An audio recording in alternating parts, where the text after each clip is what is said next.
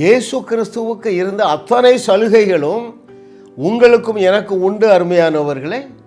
ஆகையினால் தான் நான் அடிக்கடி சொல்லுகிறேன், கர்த்தரை தெய்வமாக கொண்ட நாம் பாக்கியவான்கள். ஏனென்றால் பிதாவினிடத்திலே அவருடைய ஒரே பேரான குமாரனாகிய இயேசு கிறிஸ்துவுக்கு என்னென்ன சலுகைகள் உண்டோ அத்தனையும் உனக்கு உண்டு, என்னென்ன உரிமைகள் உண்டோ அத்தனையும் உனக்கு உண்டு, என்னென்ன உறவு உண்டோ அத்தனையும் உனக்கும் எனக்கு உண்டு. எனவே கர்த்தரால் ரட்சிக்கப்பட்ட ஜனமே நீ பாக்கியவான், கர்த்தரால் ரட்சிக்கப்பட்ட மகளே நீ பாக்கியவாட்டி. ஹல்லேலூயா.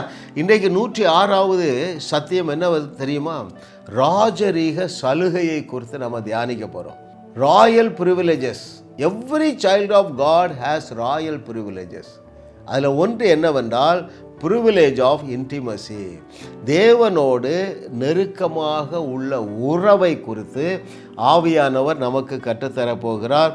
ஆண்டவரே, இந்த பிள்ளைகளுக்கு அவர்கள் சகல சத்தியத்தையும் அறிந்து கொள்ள தேவனுடைய ஆவியானவர் தாமே நீர் இவர்களை உம்முடைய வசனத்தை அறிகிற அறிவினால் நிரப்புவீராக இயேசுவின் நாமத்தில். ஆமென்.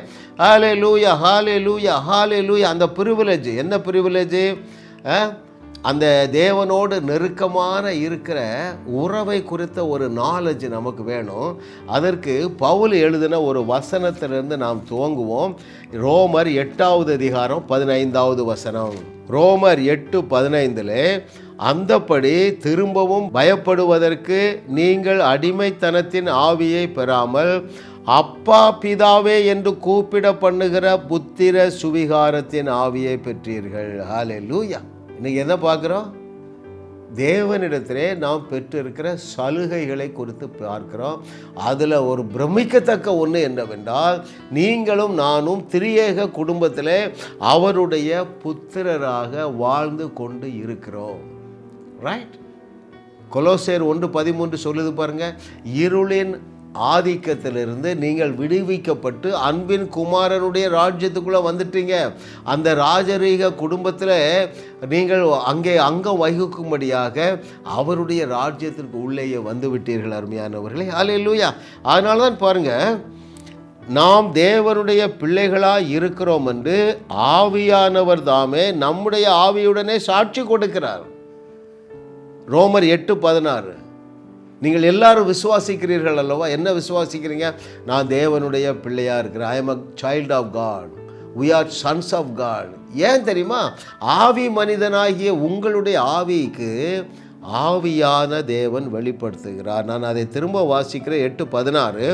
நாம் தேவனுடைய பிள்ளைகளாக இருக்கிறோம் என்று ஆவியானவர் தாமே நம்முடைய ஆவியோடு கூட சாட்சி கொடுக்கிறார். அல்லேலூயா, அல்லேலூயா, அல்லேலூயா. ஆமென். Oh, thank you Lord for your goodness. What a loving daddy. ஹல்லேலூயா. அருமையானவர்களே, பழைய ஏற்பாட்டில் உள்ளவர்களுக்கு இந்த ப்ரிவிலேஜ் கிடையாது. எந்த ப்ரிவிலேஜ் கிடையாது? அப்பா பிள்ளை என்கிற ப்ரிவிலேஜ் கிடையாது. ஆமென். ஹல்லேலூயா. அவர்களுக்கு என்ன இருந்தது? அவர்களுக்கும் தேவனுக்கு டைரக்ட் கான்டாக்டே கிடையாதுங்க. ஒரு மீடியேட்டர் வேணும், பிரதான ஆசாரியர் வேணும். அவர் மாத்திரம் திரைச்சீலையை திறந்து உள்ளே போய் தேவனுக்கு ஆராதனை செய்வார். அருமையானவர்களே, ஹல்லேலூயா. ஐயா, இப்பொழுது அந்த திரைச்சீலை கிழிக்கப்பட்டது. இன்னொரு விதத்தில் சொல்ல போனால், நீங்களும் உங்கள் தகப்பனாகிய தேவனும் ஒன்றாக இருக்கிறீர்கள். எப்படி என்றால், இயேசு கிறிஸ்துவும் பிதாவும் ஒன்றாக இருக்கிறது போல உங்களுடைய ஆவியும் தேவனுடைய ஆவியும் ஒன்றாக இருக்கிறார்கள். அதுதான் மிகப்பெரிய ராஜரீக சலுகை. அந்த இன்டிமசி வந்துட்டு பாருங்க, க்ளோஸ்னஸ் வந்துட்டு, நெருக்கமான வாழ்க்கை வந்துட்டு, அது என்ன செய்துட்டுன்னா பயத்தை நீக்கி போட்டுட்டு. ஆமென். ஹல்லேலூயா. ஓ, தேங்க்யூ மாஸ்டர். இன்றைக்கி என்னுடைய பிள்ளைகளுக்கு ஒரு பிரகாசமுள்ள மனக்கண்களை கொடுக்கிற தகப்பனே, உமக்கு நன்றி, நன்றி, நன்றி. அப்படியே ஃபீல் பண்ணுங்க. ஒரு 2 நிமிடங்கள் நீ இருக்கிற இடத்துல அப்படியே கண்களை மூடுங்கள். அந்த உறவை நாம் இப்போ என்ஜாய் பண்ண போகிறோம். தேவன் நமக்கு கொடுத்திருக்கிற அந்த ராஜரீக சலுகையாகிய அந்த இன்டிமேசியை நான் என்ஜாய் பண்ண போகிறேன். எப்படி என்றால், கண்களை மூடுங்க. ஒரு முறை நீங்கள் ப்ரீத் இன் ப்ரீத் அவுட் பண்ணுங்க. இப்பொழுது நீங்கள் தேவனோடு கனெக்ட் ஆகிட்டீங்க. யோவான் அப்போஸ்தலன் இயேசு கிறிஸ்துவுடைய மார்பில் சாய்ந்திருந்தது போல அவருடைய மார்பை நீங்கள் டேஞ்சபிளாக என்ஜாய் பண்ணுங்க. ஓ தேங்க்யூ மாஸ்டர். இந்த இன்டிமேட் ரிலேஷன்ஷிப்பை எங்களுக்கு கொடுத்த தகப்பனே உங்களுக்கு நன்றி நன்றி நன்றி. குமாரனானவர் பிதாவுடைய மடியிலே செல்ல பிள்ளையாக இருக்கிறது போல நாமும் அவருடைய மடியிலே அவருக்கு செல்ல பிள்ளையாக இருக்கிறோம். எல்லா பயங்கள் நீங்கி போவதாக. Out in the name of Jesus. பயம் வெளியே போகுது, கவலை வெளியே போகிறது. அவருடைய மார்பிலே நாம் சாய்ந்திருக்கிறோம். அங்கே துக்கம் இல்லை, பயம் இல்லை, கவலை இல்லை. அப்படியே இன்ஹேல் பண்ணுங்க. சமாதானத்தை இன்ஹேல் பண்ணுங்க. வாக்குத்தத்தங்களை இன்ஹேல் பண்ணுங்க. விடுதலையை இன்ஹேல் பண்ணுங்க. ஆமென் ஆமென் ஆமென் ஆமென். அருமையானவர்களே, ஆண்டவர் சொல்லியிருக்கிறாரு, என் ஆடுகள் என் சத்தத்தை கேட்கும். அந்த அளவுக்கு இன்டிமசி. அதை நான் உங்களுக்கு வாசிக்கட்டுமா? யோவான் 10:27 ஜான்ஸ் காஸ்பல் சாப்டர் 10:27. என் ஆடுகள் என் சத்தத்திற்கு செவி கொடுக்கிறது, நான் அவைகளை அறிந்திருக்கிறேன், அவைகள் எனக்கு பின் செல்லும். இதில் நீங்கள் ஞாபகம் வைத்துக் கொள்ள வேண்டிய காரியம் என்னவென்றால், தேவன் பேசுகிற சத்தத்தை நீங்கள் கேட்பீர்கள். சில நிமிடங்களுக்கு முன்பதாக அவர் பேசுகிற சத்தம் எனக்கு கேட்டது. என்ன கேட்டது? என் பிள்ளைகள் என்னோடு இன்டிமேட்டாக இருக்கிறாங்க, நான் அவர்களை என்னுடைய மடியிலே வைத்திருக்கிறேன்.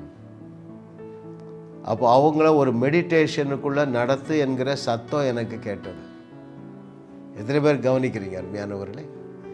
அவ்வப்பொழுது தேவனுடைய சத்தத்தை கேட்பீர்கள். ஏனென்றால் சொன்னவர் யார்? பவுல் அல்ல, இயேசு சொல்லுகிறார், என்னுடைய ஜனங்கள் என் ஜனங்களுக்கு என் சத்தம் கேட்கும். எனவே அவருடைய குடும்பத்தில் குழப்பம் இருக்காது. எனவே அவர்கள் தீர்மானம் எடுக்க வேண்டியதை தெளிவாக எடுப்பார்கள். அல்லேலூயா. ஆகையினால்தான் கர்த்தரை தெய்வமாக கொண்ட நாம் பாக்கியவான்கள் அருமையானவர்களே. இன்னொரு வசனம், இயேசு கிறிஸ்து உங்களை பற்றி சொல்லுகிற வசனம் யோவான் 17:21 நான் உங்களுக்கு வாசிக்கிறேன். இந்த book of John's gospel chapter 17:21. அவர்கள் எல்லாரும் ஒன்றாய் இருக்கவும், பிதாவே நீர் என்னை அனுப்பினதை உலகம் விசுவாசிக்கிறதற்காக நீர் என்னிலேயும் நான் உம்மிலேயும் இருக்கிறது போல அவர்கள் எல்லாரும் நம்மில் ஒன்றாய் இருக்கவும் வேண்டிக் கொள்ளுகிறேன். See the sincere prayer of our elder brother Jesus Christ. என்ன பிரேயர் பண்ணுறாரு? பிதாவே நாம எல்லாம் ஒன்றாக இருக்கிறது போல். அதாவது யாரெல்லாம்? பிதாவாகிய தேவன், குமாரனாகிய தேவன், பரிசுத்த ஆவியானவராகிய தேவன் ஒன்றாக இருக்கிறது போல நாமும் அவர்களிலே ஒன்றாக இருக்கும்படியாக இயேசு கிறிஸ்து ஜெபித்தார்.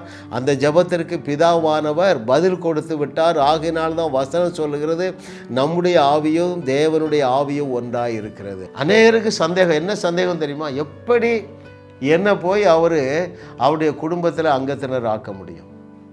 எப்படி நான் அவருடைய பிள்ளையாக முடியும்?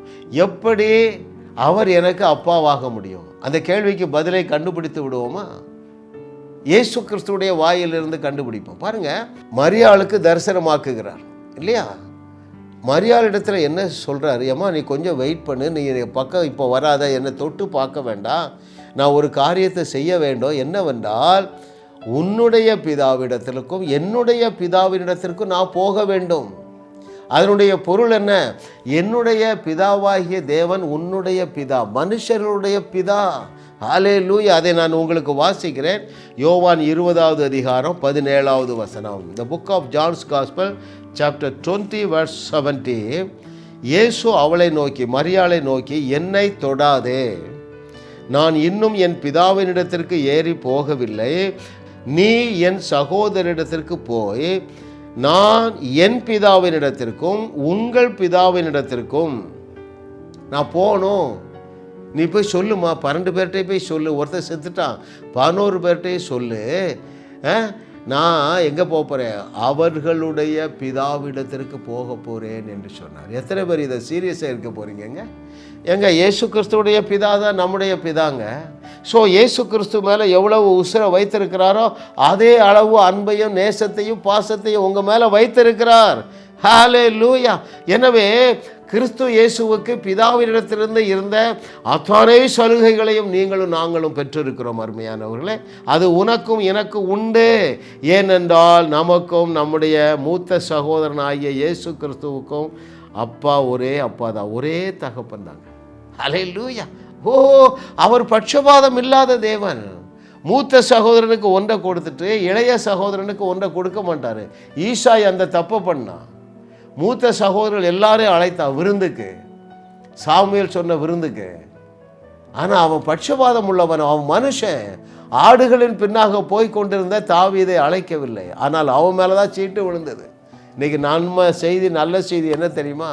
அவர் பட்சபாதம் இல்லாத தேவன் நம்முடைய மூத்த அண்ணனாகிய இயேசு கிறிஸ்துவ மேலே எவ்வளவு அன்பாக இருக்கிறாரோ, எவ்வளவு இன்டிமெசியாக இருக்கிறாரோ, எவ்வளவு அன்பு செலுத்துகிறாரோ, எவ்வளவு பாசமாக இருக்கிறாரோ அதே அளவு இன்டிமெசி நம்மிடத்தில் உண்டு.